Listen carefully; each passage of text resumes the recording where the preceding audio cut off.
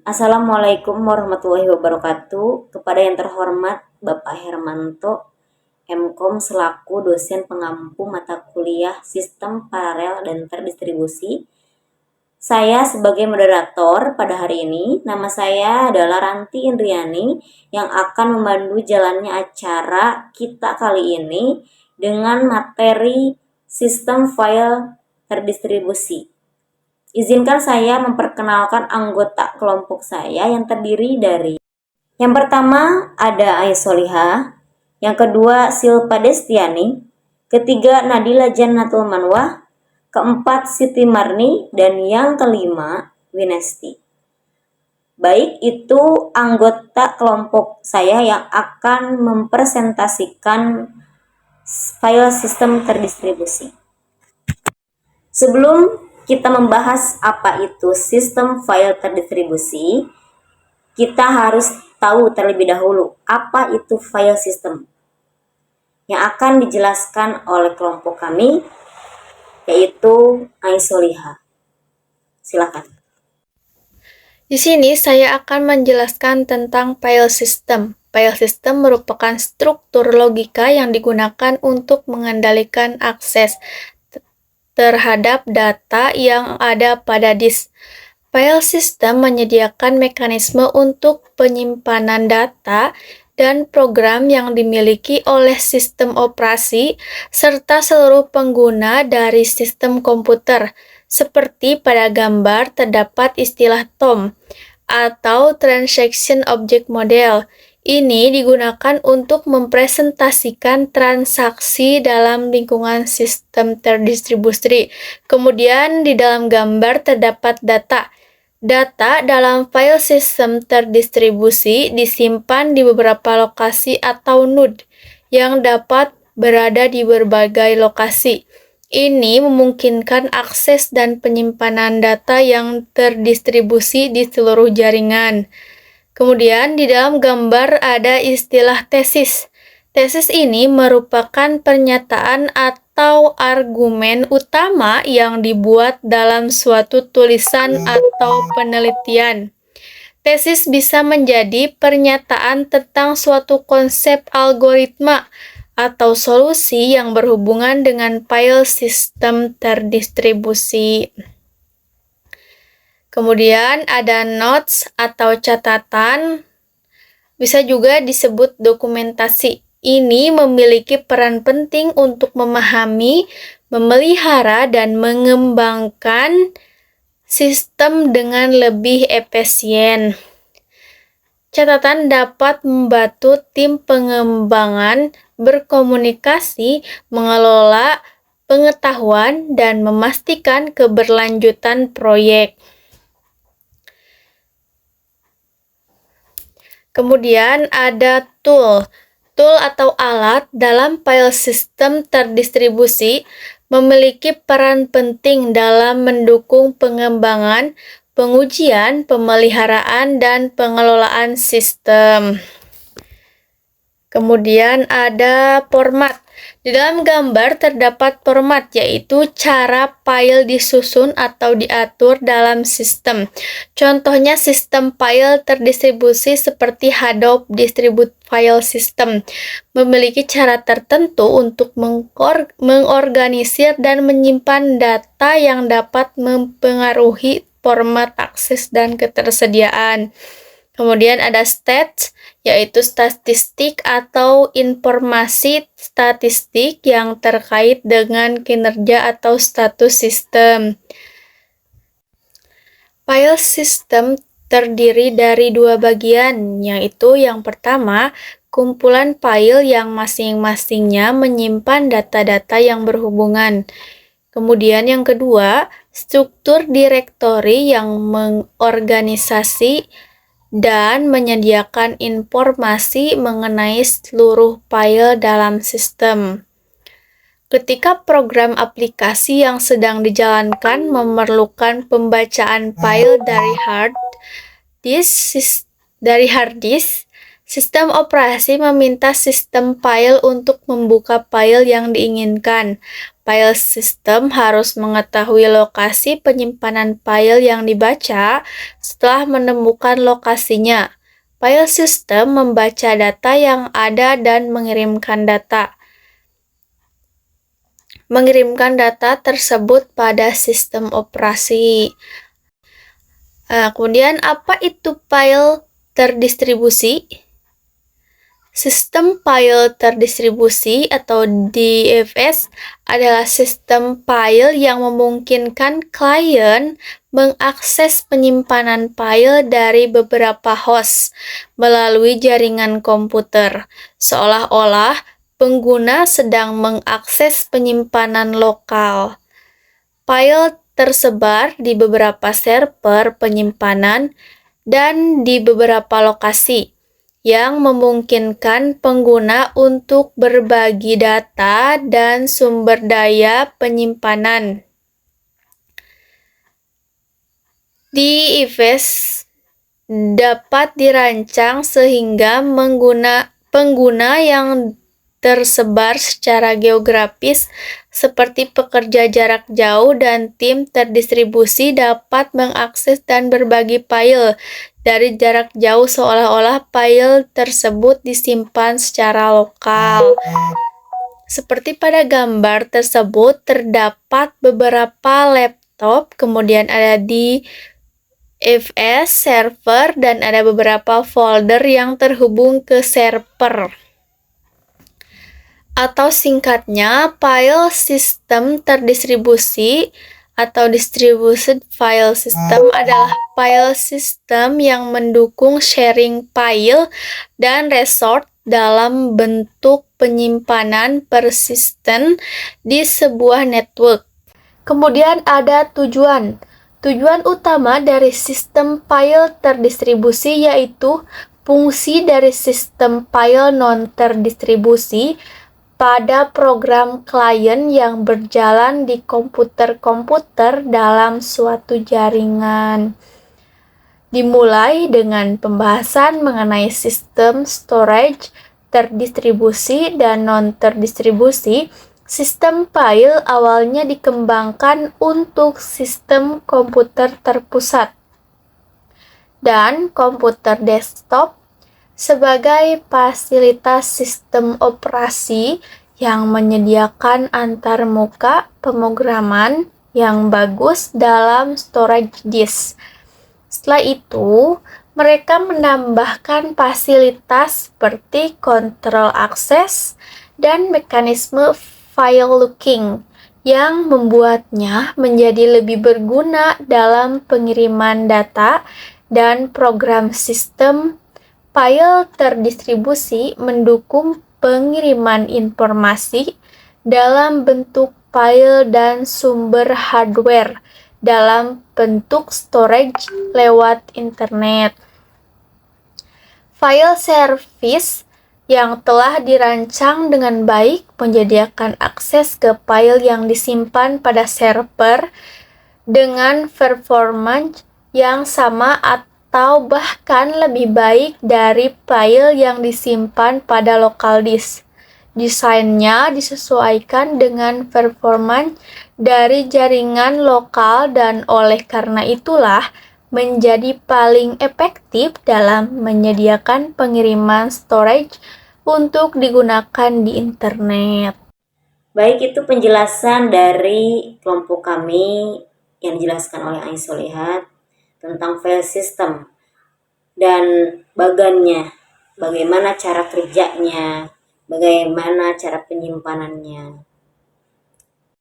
Yang kedua, ada Silpa Destiani yang akan menjelaskan tentang layanan file terdistribusi dan keperluan sistem file terdistribusi.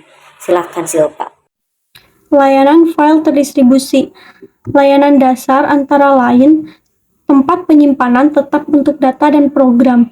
Layanan file terdistribusi menyediakan tempat penyimpanan yang dapat diakses secara terdistribusi untuk data dan program. Ini menjadi dasar bagi banyak sistem file terdistribusi. Selanjutnya, operasi terhadap file, yaitu create, open, dan read.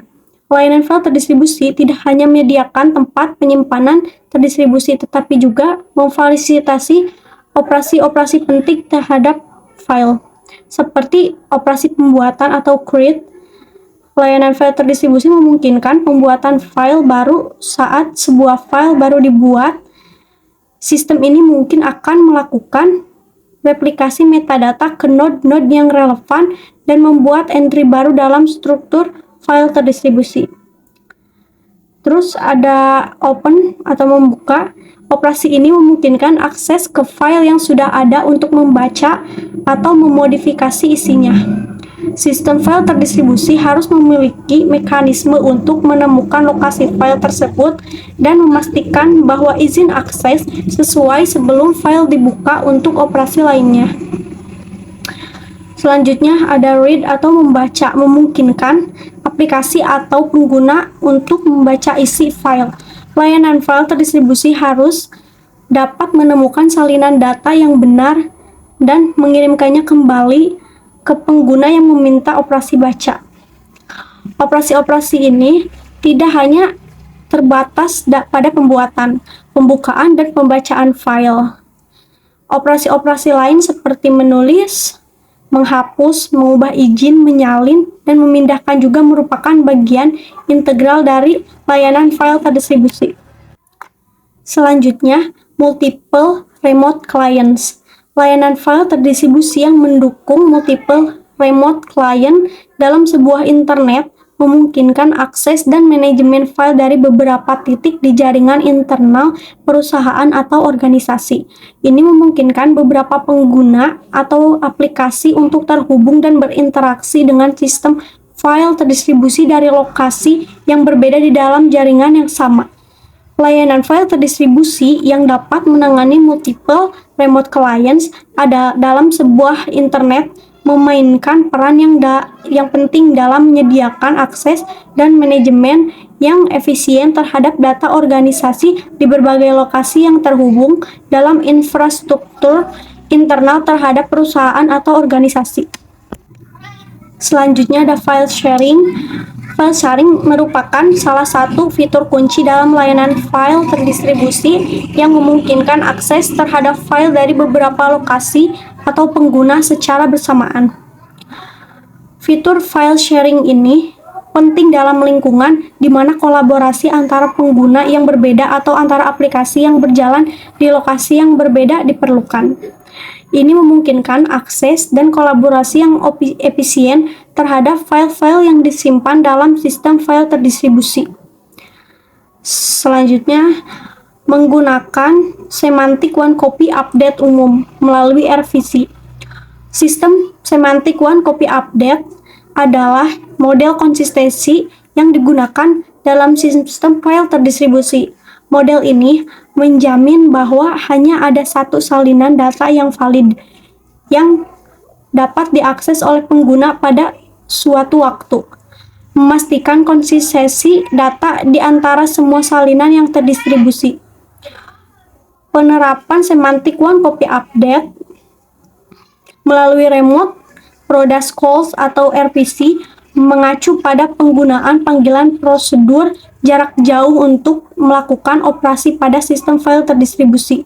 RPC memungkinkan aplikasi untuk memanggil prosedur atau fungsi yang berjalan pada node atau server yang berbeda di jaringan. Selanjutnya, perkembangan baru Persistent Object Store atau Storage of Object merujuk pada sistem penyimpanan data yang dirancang khusus untuk menyimpan objek dalam bentuk yang persisten atau tetap ada dalam jangka waktu yang lama. Keperluan sistem file terdistribusi. Yang pertama ada transparansi. File service biasanya merupakan service yang harus di-load paling berat dalam sebuah internet, sehingga fungsionalitas dan performance-nya sangat penting. Ada transparansi akses. Transparansi akses dalam konteks sistem file merujuk pada kemampuan sistem untuk menyembunyikan kompleksitas infrastruktur. penyimpanan dan kemungkinan pengguna untuk mengakses berkas atau data tanpa perlu mengetahui detail teknis tempat penyimpanan atau struktur penyimpanannya. Selanjutnya ada transparansi lokasi. Transparansi lokasi dalam konteks file mengacu pada kemampuan sistem untuk menyembunyikan detail lokasi fisik dari pengguna saat mengakses atau memanipulasi data. Artinya, pengguna tidak perlu mengetahui di mana sebenarnya file atau data tersebut disimpan, baik secara geografis maupun pada infrastruktur fisik yang mendasarinya. Selanjutnya, transparansi mobilitas merujuk pada kemampuan sistem untuk menyembunyikan perpindahan atau mobilitas data dari pengguna, sehingga pengguna dapat terus mengakses dan menggunakan data tanpa harus sadar bahwa data tersebut telah berpindah tempat. Selanjutnya ada transparansi performance, merujuk pada kemampuan sistem untuk menyembunyikan atau meminimalkan dampak dari fluktuasi kinerja atau perubahan dalam kinerja sistem terhadap pengalaman pengguna. Selanjutnya ada transparansi pengukuran. Transparansi pengukuran dalam konteks sistem file terdistribusi mengacu pada kemampuan sistem untuk menyediakan informasi terkait kinerja, keadaan, atau metrik operasional kepada pengguna atau entitas yang terlibat, sehingga mereka dapat pemahaman yang jelas tentang bagaimana sistem beroperasi. Yang kedua ada update file concurrent. Perubahan pada sebuah file oleh seorang klien seharusnya tidak mengganggu operasi dari klien lain yang pada saat bersamaan mengakses atau mengubah file yang sama. Update file secara concurrent merujuk pada kemampuan sistem untuk mengizinkan beberapa pengguna atau klien untuk mengakses, membaca, menulis, atau memodifikasi file yang sama secara bersamaan tanpa terjadi konflik antara operasi-operasi yang dilakukan oleh pengguna yang berbeda. Yang ketiga ada replikasi file. Beberapa file service mendukung penuh replikasi, tetapi kebanyakan mendukung caching file atau portion file secara lokal. Bentuk replikasi yang terbatas, replikasi file adalah proses membuat dan menjaga salinan file yang identik di berbagai lokasi atau node dalam sebuah sistem terdistribusi. Tujuan utamanya adalah untuk meningkatkan ketersediaan toleransi terhadap kegagalan dan kinerja sistem dengan memungkinkan akses lokal ke file yang direplikasi. Yang keempat, keheterogenan sistem operasi dan hardware. Antarmuka servis sebaiknya didefinisikan sehingga software klien dan server dapat diimplementasikan untuk sistem operasi dan komputer yang berbeda. Yang kelima, toleransi kesalahan. Server bisa menjadi stateless sehingga dapat di-restart dan servis di-restore kembali setelah mengalami failure tanpa perlu merecover state sebelumnya. Toleransi kesalahan dalam sistem server stateless adalah kemampuan untuk menghadapi kegagalan atau restart tanpa kehilangan data atau state yang signifikan. Dalam server yang stateless, server tidak menyimpan status atau informasi tentang koneksi sebelumnya. Dengan demikian, restart atau kegagalan tidak mempengaruhi informasi atau data yang disimpan oleh server. Selanjutnya yang keenam, konsistensi. Ketika file-file direplikasi atau di-cache pada site yang berbeda, ada delay yang tak bisa dihindari pada propagasi modifikasi dari satu site ke site lain yang membawa copy, dan ini bisa menghasilkan beberapa deviasi dari one copy semantik. Selanjutnya yang ketujuh, keamanan. Secara virtual, semua sistem file menyediakan mekanisme kontrol akses berdasarkan kegunaan dari daftar kontrol akses. Ya, kontrol akses adalah bagian penting dari keamanan sistem file. Mereka mengatur siapa yang memiliki izin untuk mengakses, mengubah, atau menggunakan file tertentu dalam sistem. Dan yang kedelapan, ada efisiensi. File service terdistribusi sebaiknya menawarkan fasilitas yang paling tidak sama bagusnya dengan yang ditemukan pada sistem file konvensional, dan sebaliknya, mendapat level performance yang dapat diperhitungkan. Baik, itu penjelasan dari Silva Destiani, dan untuk selanjutnya kita akan membahas bagaimana cara kerja di VS. Kita tahu bahwa di sistem file terdistribusi itu pasti ada cara kerjanya, bagaimana file tersimpan, bagaimana file-file itu tersebar luaskan kepada komputer satu maupun ke komputer yang lain. Baik, di sini akan dijelaskan lebih detail oleh Nadila Janatul Manwa. Silahkan Nadila. Di sini saya akan menjelaskan mengenai cara kerja dari file sistem terdistribusi. Sistem file terdistribusi atau Distributed File System yang selanjutnya akan saya singkat sebagai DFS mengelompokkan beberapa node penyimpanan dan secara logis mendistribusikan kumpulan data ke beberapa node yang masing-masing memiliki daya komputasi dan penyimpanan sendiri. Data DFS dapat berada di berbagai jenis perangkat penyimpanan seperti solid state drive dan hard disk drive. Dapat dilihat pada gambar, sebuah file server menyediakan file service ke klien. Dari sisi klien terdapat interface untuk file service dalam hal operasi primitif file seperti membuat, menghapus, dan membaca file.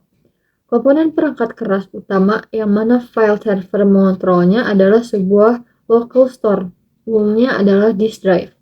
Di tempat itulah file-file tersimpan dan dari tempat tersebut request client meretrieve file. Pada file sistem terdistribusi, klien server dan juga perangkat penyimpan merupakan mesin terpisah dalam sebuah lingkungan terdistribusi. Kumpulan data direplikasi ke beberapa server yang memungkinkan redundansi untuk menjaga ketersediaan data. DFS terletak di kumpulan server, mainframe, atau lingkungan cloud melalui jaringan area lokal atau LAN, sehingga banyak pengguna dapat mengakses dan menyimpan data tidak terstruktur. Jika organisasi perlu meningkatkan infrastrukturnya, mereka dapat menambahkan lebih banyak node penyimpanan ke DFS. Klien mengakses data di DFS menggunakan namespace. Organisasi dapat mengelompokkan folder bersama ke dalam ruang nama yang logis.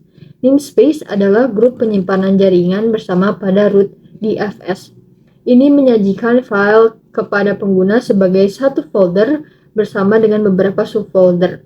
Saat pengguna meminta file, DFS menampilkan salinan file pertama yang tersedia. Namespace itu sendiri memiliki dua jenis, yaitu namespace DFS mandiri dan namespace DFS domain. Namespace DFS mandiri atau independen hanya memiliki satu server host. Namespace mandiri tidak menggunakan direktori aktif atau AD. Dalam namespace mandiri, data konfigurasi untuk DFS disimpan di registry server host. Namespace mandiri sering digunakan di lingkungan yang hanya memerlukan satu server. Mengilustrasikan konfigurasi di mana tautan Microsoft Distributed File System mengarahkan ke berbagi di server yang sama. Dalam hal ini, tautan Microsoft DFS menuju ke pembagian jaringan di jalur utama pasangan. Microsoft DFS namespace folder tidak dikonfigurasi sebagai pasangan dan tidak bersarang dengan salah satu jalur utama dan jalur sekunder yang digunakan dalam pasangan. Pengguna terhubung ke Microsoft DFS namespace yang link ke berbagi di jalur utama pasangan. Anda dapat mengkonfigurasi kebijakan pada satu atau salah satu server yang host foldernya direplikasi kebijakan ini, berpusat pada server dan tidak disimpan di Active Directory, sehingga kebijakan yang ditentukan di server hanya berjalan di server tersebut.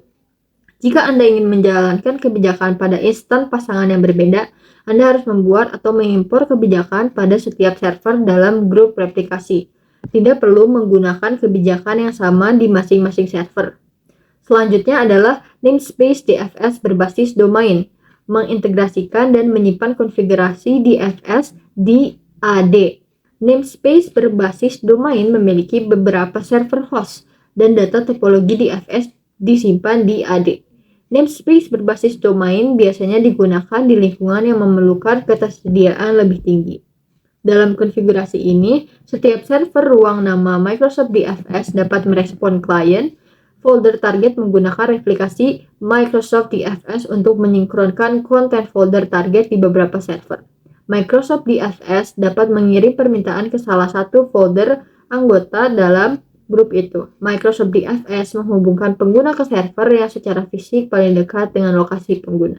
Dan untuk selanjutnya, ada Siti Marni yang akan menjelaskan kelebihan dan kekurangan DVS dan strukturnya. Silakan Siti Marni. Kelebihan dan kekurangan distributed file system. Yang pertama, kelebihan. Distributed file system memberi organisasi sistem yang dapat diskalakan untuk mengelola data tidak terstruktur dari jarak jauh. Hal ini memungkinkan organisasi menggunakan penyimpanan lama untuk menghemat biaya perangkat penyimpanan dan perangkat keras. Distributed file system juga meningkatkan ketersediaan data melalui replikasi. Yang kedua, kekurangannya. Terdapat risiko kehilangan data ketika data direplikasi di seluruh node penyimpanan. Mengonfigurasi ulang distributed file system juga bisa jadi rumit jika organisasi mengganti perangkat keras penyimpanan di salah satu node distributed file system. File service terdistribusi sebaiknya menawarkan fasilitas yang paling tidak sama bagusnya dengan yang ditemukan pada sistem file konvensional. Dan sebaiknya mendapat level performance yang dapat diperhitungkan. Struktur sistem file terdistribusi terdiri dari 3 bagian, yaitu service, server, dan client. Yang pertama yaitu service. Service adalah entitas software yang bekerja pada satu untuk lebih mesin dan dilengkapi suatu tipe fungsi khusus untuk prioritas klien yang tidak diketahui identitasnya. Yang kedua yaitu server. Server adalah service software yang bekerja pada mesin tunggal. Yang terakhir yaitu client. Client adalah suatu proses yang dapat memanggil suatu service dengan menggunakan sejumlah operasi yang dibentuk oleh interface client. Poin selanjutnya ada naming dan transparansi.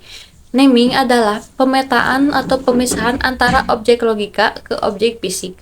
Berfungsi untuk abstraksi lokasi file pada jaringan dan disk secara fisik. Contohnya, penggunaan akan mengakses data yang secara logika direpresentasikan dengan nama file sehingga sistem akan memanipulasi blok data yang secara fisik tersimpan dalam disk. Yang kedua ada transparansi. Transparansi adalah suatu dimensi baru yang ditambahkan untuk abstraksi lokasi suatu file dalam jaringan. Poin selanjutnya ada struktur naming pada manajemen sistem file terdistribusi, yaitu ada 2 jenis.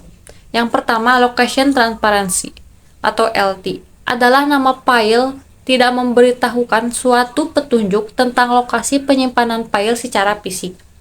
LT merupakan suatu skema naming yang statis atau tetap karena pengguna melakukan share data dengan cara konvensional.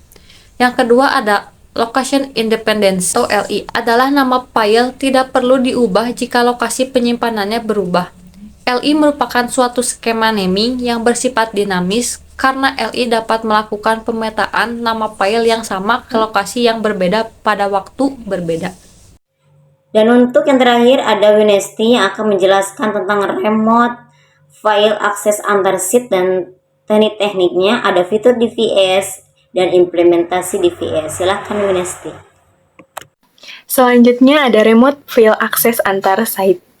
Pada manajemen sistem file terdistribusi, ada 2 teknik untuk mengakses suatu file antara sheet pada jarak jauh, yaitu layanan jarak jauh atau remote service dan teknik caching.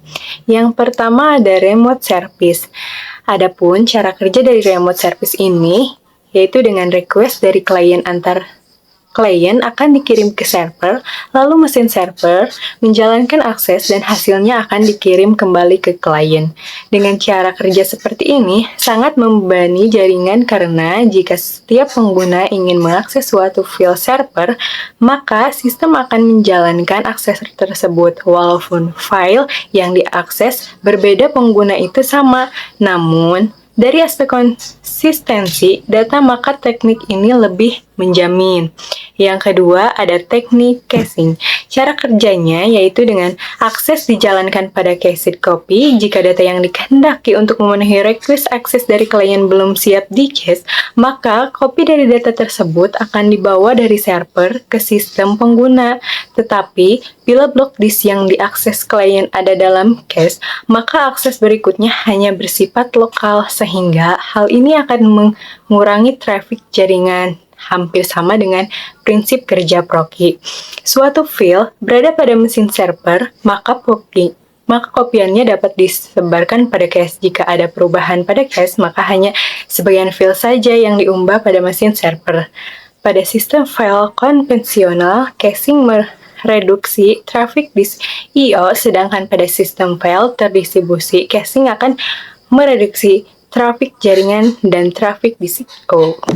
Selanjutnya ada fitur DFS. Biasanya organisasi menggunakan DFS untuk fitur seperti skalabilitas, keamanan, dan akses jarak jauh ke data. Adapun fitur-fitur DFS yaitu yang pertama ada kemandirian lokasi. Pengguna tidak perlu mengetahui di mana data disimpan. DFS mengelola lokasi dan menampilkan file seolah-olah disimpan secara lokal. Yang kedua ada transparansi. Transparansi menjauhkan detail suatu sistem file dari sistem file dan pengguna lain. Ada beberapa jenis transparansi dalam sistem file terdistribusi, termasuk transparansi struktural, akses transparansi, transparansi replikasi, dan yang terakhir ada transparansi keamanan. Mari kita bahas satu persatu. Dimulai dari transparansi struktural. Data tampak seolah-olah ada di perangkat pengguna, dan pengguna tidak dapat melihat bagaimana DFS dikonfigurasi, seperti jumlah server, file, atau perangkat penyimpanan. Selanjutnya, akses transparansi. Pengguna dapat mengakses file yang terletak secara lokal atau jarak jauh. File dapat diakses dimanapun pengguna berada selama mereka login ke sistem. Jika data tidak disimpan di server yang sama, pengguna tidak akan bisa mengetahuinya. Dan aplikasi untuk file lokal juga harus bisa berjalan di file jarak jauh. Selanjutnya, transparansi replikasi. File yang direplikasi yang terletak di node berbeda dari sistem file, misalnya di sistem penyimpanan lain, disembunyikan dari node lain di sistem. Hal ini memungkinkan sistem untuk membuat banyak salinan tanpa mengetahui kinerja. Yang terakhir, transparansi penamaan. File tidak boleh berubah saat berpindah antara node penyimpanan. Fitur selanjutnya. Node penyimpanan. Fitur selanjutnya dari DFS adalah skalabilitas. Untuk menskalakan DFS, organisasi dapat menambahkan server, file, atau node penyimpanan. Dan selanjutnya, ketersediaan tinggi. DFS harus terus bekerja jika terjadi kegagalan sebagai pada sistem, seperti kegagalan node atau kerusakan drive. DFS juga harus membuat salinan cadangan jika ada kegagalan dalam sistem keamanan. Data harus dienkripsi saat disimpan dan dalam perjalanan untuk mencegah akses tidak sah atau penghapusan data. Implementasi DFS. DFS menggunakan protokol berbagai file. Protokol memungkinkan pengguna untuk mengakses server file melalui DFS, seolah-olah itu adalah penyimpanan lokal. Protokol yang dapat digunakan DFS mencakup hal-hal berikut. Yang pertama ada blok pesan server atau SMB. SMB adalah protokol berbagai file yang dirancang untuk memungkinkan operasi baca dan tulis pada file melalui LAN. Ini digunakan terutama di lingkungan Windows. Selanjutnya ada sistem file jaringan atau NFS. Ini adalah protokol client server untuk berbagai file terdistribusi yang bisa digunakan untuk sistem penyimpanan yang terhubung ke jaringan. Ini juga lebih umum digunakan dengan sistem operasi Linux dan Unix. Selanjutnya ada sistem file terdistribusi Hadoop. HDFS membantu menyebarkan DFS yang dirancang untuk aplikasi Hadoop. Sistem file terdistribusi sumber terbuka meliputi CHEP. CHEP adalah perangkat lunak sumber terbuka yang dirancang untuk memungkinkan organisasi mendistribusikan data ke beberapa node penyimpanan. CHEP digunakan dalam banyak implementasi OpenStack. Selanjutnya ada Gluster FS. Gluster FS adalah DFS yang mengelola beberapa sumber daya penyimpanan disk ke dalam satu namespace.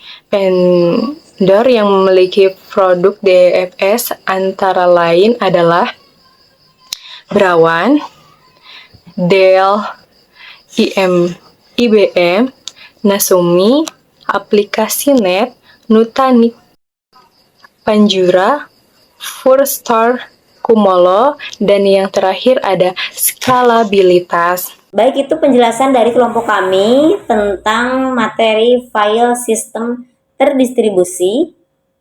Apa itu file sistem terdistribusi, bagaimana cara proses pengerjaannya, adapun layanannya yang diberikan, strukturnya, kelebihan dan kekurangannya itu pasti ada. Dan adapun yang termasuk ke dalam sistem file terdistribusi itu ada remote-nya, tekniknya, implementasi DVS-nya, dan fitur DVS-nya, dan banyak lagi. Nah, kesimpulan dari penjelasan kelompok kami itu adalah DVS memberikan solusi untuk mengelola data terdistribusi dengan efisien, memberikan transparansi dalam akses dan lokasi file, serta mendukung keamanan dan ketersediaan data. Meskipun memiliki kelebihan, DVS juga memiliki tantangan terkait risiko kehilangan data dan konfigurasi ulang yang kompleks saat perubahan perangkat keras.